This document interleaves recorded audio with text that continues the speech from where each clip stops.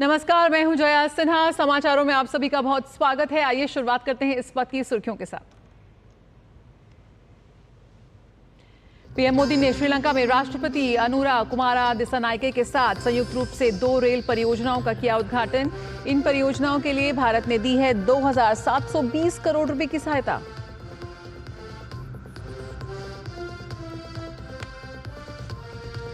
प्रधानमंत्री नरेंद्र मोदी रामेश्वरम में देश के पहले वर्टिकल लिफ्ट समुद्री पुल पंबन रेल ब्रिज का करेंगे लोकार्पण। रामेश्वरम और तांबरम के बीच नई ट्रेन सेवा का करेंगे शुभारंभ।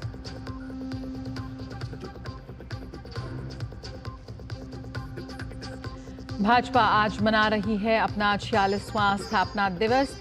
पीएम ने कार्यकर्ताओं को दी शुभकामनाएं। कहा, समाज की सेवा और सर्वांगीण विकास ही हमारी सरकारों की प्राथमिकता।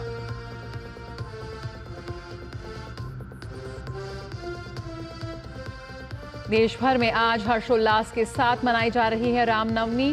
राष्ट्रपति द्रौपदी मुर्मू और पीएम मोदी ने दी शुभकामनाएं। देशवासियों से प्रभु श्री राम के आदर्शों पर चलने का आग्रह। और भारत की ईशा सिंह ने ब्यूनस आयर्स में जारी आईएसएसएफ विश्व कप में साधा रजत पदक पर निशाना। 25 मीटर स्पोर्ट्स पिस्टल स्पर्धा में हासिल किया अपना पहला व्यक्तिगत विश्व कप मेडल।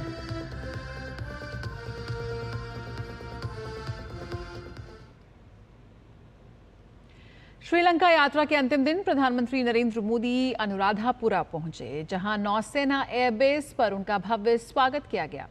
इस दौरान पीएम मोदी को गार्ड ऑफ ऑनर भी दिया गया।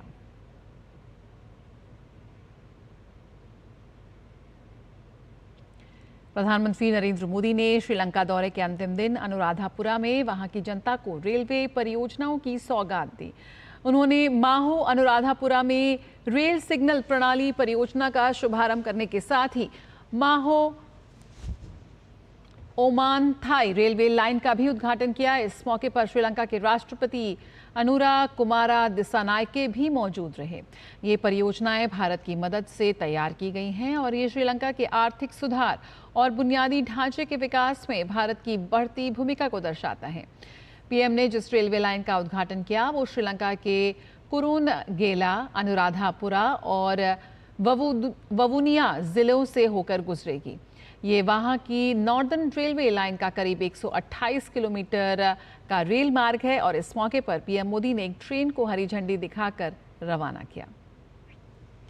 प्रधानमंत्री नरेंद्र मोदी ने श्रीलंका के पवित्र जया श्री महाबोधि मंदिर का दौरा भी किया।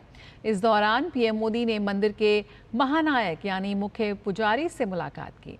उन्होंने आगंतुक पुस्तिका में अपने विचार लिखे और मुख्य पुजारी द्वारा सम्मानित किए गए।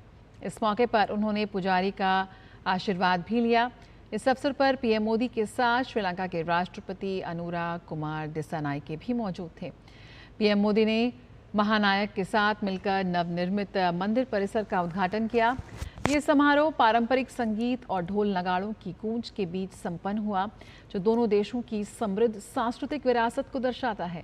ये कदम दोनों देशों के बीच गहरे होते रिश्तों को रेखांकित करता है, जो आपसी सम्मान और सहयोग पर आधारित है।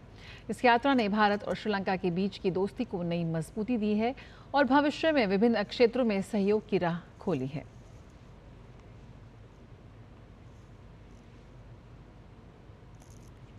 प्रधानमंत्री नरेंद्र मोदी ने अपनी श्रीलंका यात्रा को अब से कुछ देर पहले अनुराधापुरा में स्थित श्रीलंका वायुसेना अड्डे से समापन उसका किया। इस मौके पर श्रीलंका के राष्ट्रपति अनुरा कुमारा दिसानायके सहित कई गणमान्य व्यक्तियों ने वायुसेना अड्डे पर पहुंचकर उन्हें विदाई दी। ये यात्रा भारत और श्रीलंका के बीच मजबूत होते रिश्तों का प्रतीक रही है, जिसमें सांस्कृतिक, आध्यात्मिक और आर्थिक सहयोग को नई ऊंचाइयों तक ले जाने का संकल्प दिखा।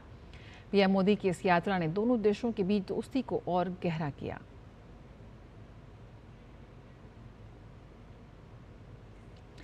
प्रधानमंत्री नरेंद्र मोदी आज तमिलनाडु का दौरा करेंगे। रामनवमी के अवसर पर प्रधानमंत्री मोदी देश के पहले वर्टिकल लिफ्ट सी ब्रिज नए पंबन रेल पुल का उद्घाटन करेंगे।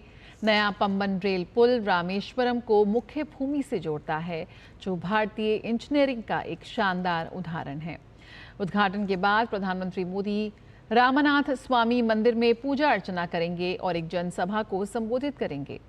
इसके अलावा प्रधानमंत्री तमिलनाडु में 8,300 करोड़ रुपए से अधिक की लागत वाली विभिन्न रेल और सड़क परियोजनाओं की आधारशिला रखेंगे और उन्हें राष्ट्र को समर्पित करेंगे। ये सभी परियोजनाएं धार्मिक स्थलों और पर्यटन केंद्रों को बेहतर रूप से जोड़ेंगी, शहरों के बीच की दूरी घटाएंगी और मेडिकल कॉलेज, बंदरगाहों और बाजारों तक तेज पहुंच सुनिश्चित करेंगी। साथ ही ये किसानों, चमड़ा उद्योग और लघु उद्योगों को भी नई ऊर्जा देगी।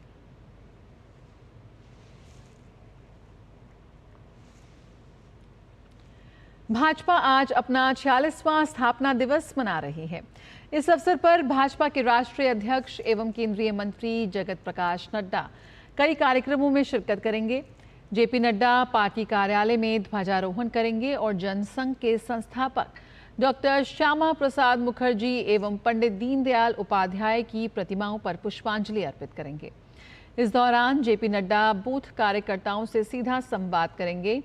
जेपी नड्डा पार्टी की वयोवृद्ध कार्यकर्ता एवं 1997 में दिल्ली की मेयर रही 98 वर्षीय श्रीमती शकुंतला आर्य के घर जाकर उनसे मुलाकात कर उनके आवास पर भी पार्टी का झंडा फहराएंगे।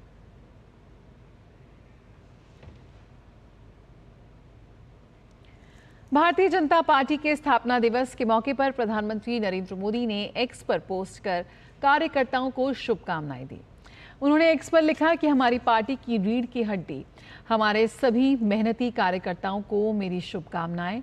वो जमीन पर सक्रिय रूप से काम करते हैं और हमारे सुशासन के एजेंडे को आगे बढ़ा रहे हैं। मुझे इस बात पर गर्व है कि हमारे कार्यकर्ता देश के हर हिस्से में 24 घंटे काम कर रहे हैं और गरीबों, वंचितों और हाशिए पर पड़े लोगों की सेवा कर रहे हैं। उनकी ऊर्जा और उत्साह वाकई प्रेरणादायी है।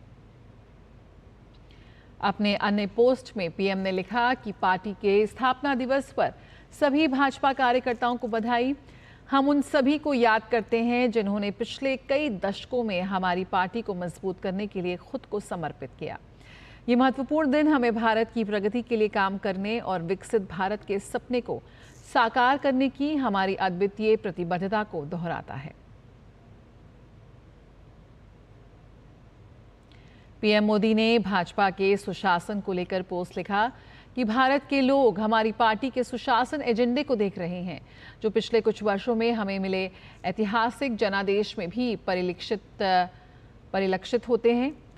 चाहे वह लोकसभा चुनाव हो, विभिन्न राज्यों में विधानसभा चुनाव हो या देश भर में विभिन्न स्थानीय निकाय चुनाव हो, हमारी सरकारें समाज की सेवा करना और सर्वांगीण विकास सुनिश्चित करना जारी रखेगी। भाजपा के 45वें स्थापना दिवस पर केंद्रीय मंत्री और भाजपा के वरिष्ठ नेता अमित शाह ने शुभकामनाएं दी हैं। अमित शाह ने एक्स पर लिखा कि विश्व के सबसे बड़े राजनीतिक संगठन भारतीय जनता पार्टी के 45वें स्थापना दिवस की सभी कार्यकर्ताओं को हार्दिक शुभकामनाएं।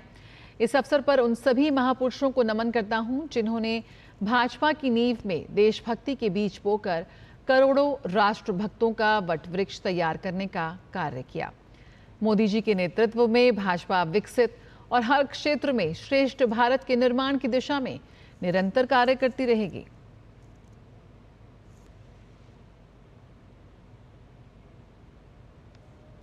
अमित शाह ने एक्स पर कहा कि आज मोदी जी के नेतृत्व में कमल का निशान देशवासियों के मन में विश्वास और आशा का नया प्रतीक बना है। बीते एक दशक में भाजपा ने सेवा, सुरक्षा और सांस्कृतिक जागरण के जो कार्य किए हैं, वे आने वाले दिनों में मील का पत्थर बनेंगे। भाजपा के करोड़ों कार्यकर्ता वैचारिक प्रतिबद्धता का निष्ठापूर्वक पालन करते हुए राष्ट्र निर्माण में योगदान देते रहेंगे।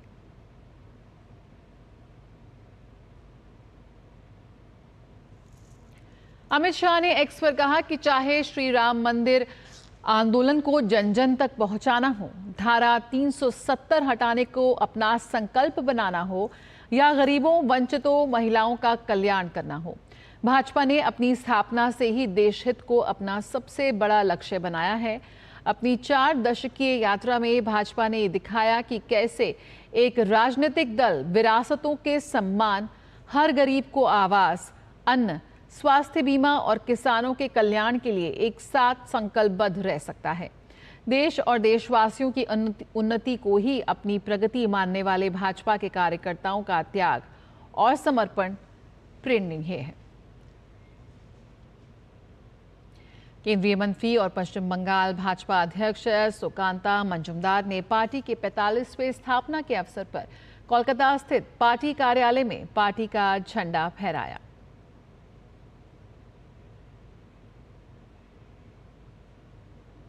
रुकेंगे एक छोटे से ब्रेक के लिए, जल्द हाजिर होते हैं, आप बने रहिए हमारे साथ।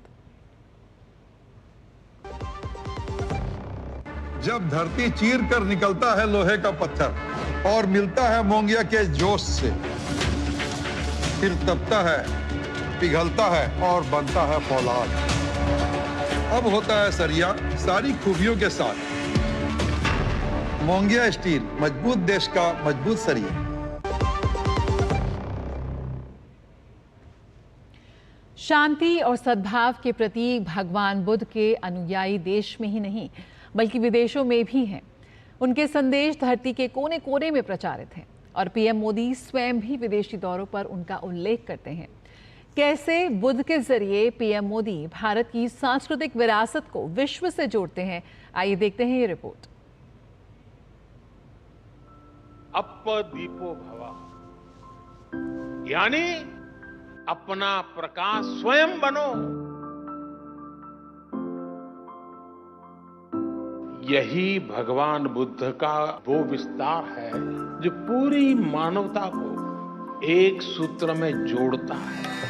आध्यात्मिकता का प्रकाश स्तंभ बौद्ध धर्म विश्व में सभी को भारत की विरासत और संस्कृति से जोड़ता है। प्रधानमंत्री नरेंद्र मोदी विदेशी दौरों पर बुद्ध की जरूर बात करते हैं और कहते हैं कि आज का समय युद्ध का नहीं बल्कि बुद्ध का है। वे अक्सर विदेशी दौरों पर बौद्ध धर्म से जुड़े धार्मिक स्थलों पर जरूर जाते हैं और सांस्कृतिक कूटनीति को बढ़ावा देने के साथ ही अंतर्राष्ट्रीय संबंधों को भी मजबूत करते हैं।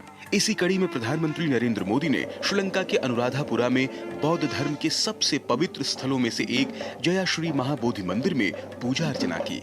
यह भारत और श्रीलंका के बीच आध्यात्मिक और ऐतिहासिक बंधन का एक शक्तिशाली प्रतीक है। सदियों पुरानी स्तूपों और मठों से भरा अनुराधापुरा लंबे समय से श्रीलंका की बौद्ध विरासत का प्रतीक रहा है। इससे पहले पीएम मोदी ने अभी हाल ही में संपन्न थाईलैंड दौरे पर ऐतिहासिक वॉट फो मंदिर का दौरा किया और लेटे हुए भगवान बुद्ध की प्रतिमा के दर्शन किए। यह अपने आप में बड़े दृष्टिकोण का हिस्सा है। बीते कुछ वर्षों में प्रधानमंत्री के दौरों में भी इसकी झलक मिलती है। 2024 में भारत आसियान शिखर सम्मेलन में प्रधानमंत्री ने लाओस को पीतल की एक दुर्लभ बुद्ध प्रतिमा भेंट की। यह तोहफा साझा आध्यात्मिक विरासत का सुंदर प्रतीक था। उसी वर्ष भारत ने भगवान बुद्ध और उनके शिष्यों के पवित्र अवशेष थाईलैंड भेजे, जहां हजारों श्रद्धालु उनके दर्शन करके नमन कर पाए। 2023 में पीएम मोदी और तत्कालीन जापानी प्रधानमंत्री फूमियो किशिदा ने दिल्ली में बाल बोधि वृक्ष के दर्शन करने गए। इससे दोनों देशों के गहरे बौद्ध संपर्कों को मजबूती मिली। इतना ही नहीं, भारत ने पहली बार वैश्विक बौद्ध शिखर सम्मेलन की मेजबानी भी की। बौद्ध शिक्षाओं के माध्यम से समकालीन चुनौतियों पर चर्चा करने के लिए यह बड़ा मंच सिद्ध हुआ। 2022 में प्रधानमंत्री मोदी ने बुद्ध पूर्णिमा पर लुम्बिनी, नेपाल का दौरा किया। पीएम ने भारत अंतर्राष्ट्रीय बौद्ध संस्कृति और विरासत केंद्र की आधारशिला रखी। उसी वर्ष भारत ने सांस्कृतिक और आध्यात्मिक संबंधों को मजबूत करते हुए कपिलवस्तु के पवित्र अवशेष मंगोलिया भेजे। 2019 में पीएम मोदी ने मंगोलिया में भगवान बुद्ध की भव्य प्रतिमा का अनावरण किया। 2018 में प्रधानमंत्री ने सिंगापुर में भगवान बुद्ध के पवित्र दंत अवशेष वाले मंदिर के दर्शन किए। 2017 में प्रधानमंत्री ने श्रीलंका में अंतर्राष्ट्रीय वेसाक दिवस समारोह में भाग लिया। प्रधानमंत्री ने वियतनाम, चीन और जापान की यात्रा की। ऐसी हर यात्रा ने बौद्ध धर्म के वैश्विक केंद्र के रूप में भारत की भूमिका को रेखांकित किया। देश में भी बौद्ध विरासत के संवर्धन के लिए मोदी सरकार ने बड़े प्रयास किए हैं। प्रमुख बौद्ध तीर्थों को जोड़ने वाला बुद्धिस्ट सर्किट भी ऐसी ही पहल है। वहीं महापरिनिर्वाण एक्सप्रेस श्रद्धालुओं को भारत और नेपाल में आध्यात्मिक यात्रा का शानदार अनुभव प्रदान करती है। भारत ने कुशीनगर अंतर्राष्ट्रीय हवाई अड्डे से पवित्र बौद्ध स्थलों तक बेहतर पहुंच सुनिश्चित की है। साथ ही नालंदा विश्वविद्यालय के पुनरुद्धार ने भारत को बौद्ध शिक्षा के वैश्विक केंद्र के रूप में पुनः स्थापित किया है। पाली को शास्त्रीय भाषा का दर्जा भी प्रधानमंत्री का इस दिशा में एक बड़ा कदम रहा। भगवान बुद्ध के ज्ञान को भावी पीढ़ियों के लिए जीवित रखने की दिशा में यह महत्वपूर्ण कदम है। यह सभी प्रयास, सभी कदम पीएम की इस प्रतिबद्धता को दर्शाते हैं कि बुद्ध की धरती भारत विश्व को शांति, ज्ञान और सद्भाव का मार्ग दिखाता रहेगा। Bureau report, DD news. देश भर में आज राम नवमी का त्योहार हर्षोल्लास के साथ मनाया जा रहा है। चाहे मुंबई हो या वाराणसी, हर जगह राम नवमी की धूम है। जैसा कि आप इस वक्त तस्वीरों में देख रहे हैं, मुंबई के श्री राम मंदिर, वाराणसी के अष्टभुजा मंदिर, नागपुर के श्री पोद्दारेश्वर मंदिर और अहमदाबाद के इस्कॉन मंदिर में हजारों की संख्या में श्रद्धालु श्री राम के दर्शन करने के लिए आ रहे हैं।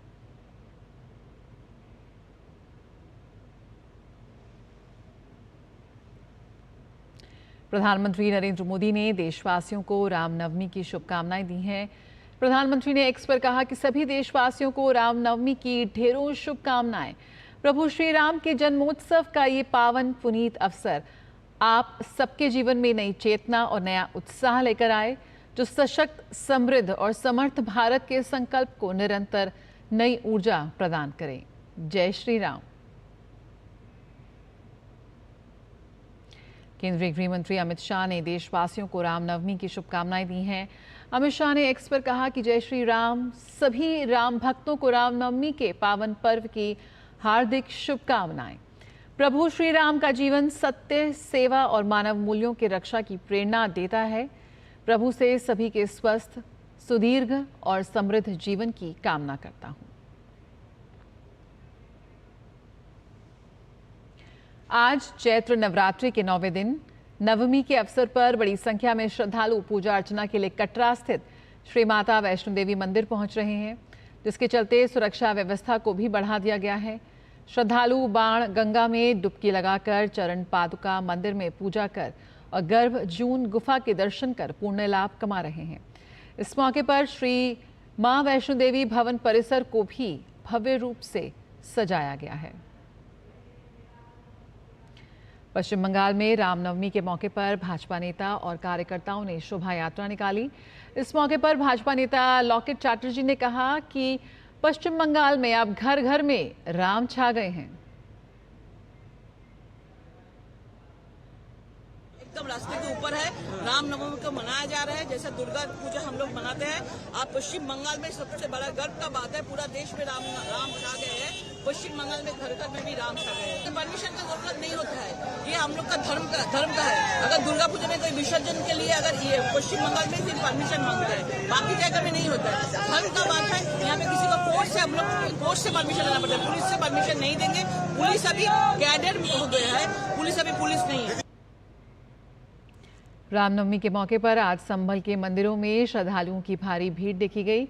भगवान के दर्शन के लिए भक्त लंबी लंबी लाइनों में खड़े होकर इंतजार कर रहे हैं। वहीं प्रशासन की ओर से सुरक्षा की कड़ी व्यवस्था की गई है। संभल में चप्पे चप्पे पर पुलिस नजर बनाए रखे हुए है। और विदेश मंत्री एस जयशंकर ने भारतीय वायुसेना के विमान की सोशल मीडिया प्लेटफॉर्म एक्स पर तस्वीरें साझा की हैं। उन्होंने जानकारी देते हुए बताया कि म्यांमार भूकंप राहत अभियान के तहत भारत का ऑपरेशन ब्रह्मा जारी है, जिसमें भारतीय वायुसेना का C-17 विमान 31 टन मानवीय सहायता लेकर मांडले के लिए रवाना हो गया है। इसमें भारतीय सेना के फील्ड अस्पताल इकाई के लिए पुनः पूर्ति भंडार भी शामिल है। और वक्फ संशोधन विधेयक को राष्ट्रपति द्रौपदी मुर्मू से मंजूरी मिलने के बाद भाजपा सांसद जगदम्बिका पाल ने कहा कि सरकार द्वारा वक्फ में एक बड़ा सुधार किया गया है, जिसका लाभ गरीबों, पसमानदा, महिलाओं और अनाथों को मिलेगा। देश के लिए अब एक उस वक्त में एक बड़ा सुधार नरेंद्र मोदी जी की सरकार के द्वारा किया गया है, जिसका लाभ देश के गरीब, पसमानदा, ख़वातीन और बच्चों को, ऑर्फन को मिलेगा। अगर वाकई कांग्रेस पार्टी या राहुल और खबरों का सिलसिला जारी रहेगा, लेकिन फिलहाल इस बुलेटिन में इतना ही। मुझे दीजिए इजाजत। नमस्कार।